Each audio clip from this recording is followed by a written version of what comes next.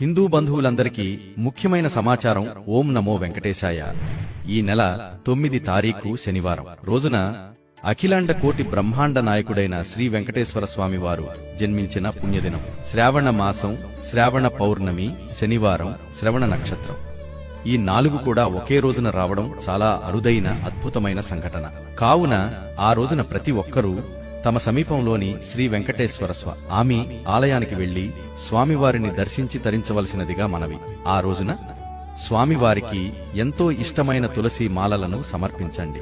లేకపోతే కనీసం ఒక తులసి దళాన్ని భక్తితో సమర్పించి ఓం నమో వెంకటేశాయ, ఓం నమో నారాయణ ఆయే, ఓం నమో భగవతే వాసుదేవాయ అనే భగవన్నామాలను స్మరిస్తూ స్వామి దర్శనం చేసుకోండి.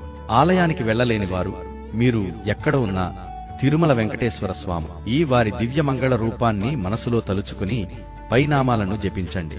ముఖ్యంగా యువత సినిమాల హీరోల జన్మదినోత్సవాల్ని ఎంత ఘనంగా జరుపుకుంటారో అటువంటి భక్తి శ్రద్ధలు మనందరినీ కాపాడే శ్రీ వెంకటేశ్వర స్వామి జన్మ నక్షత్ర దినాన కూడా చూపించాలి.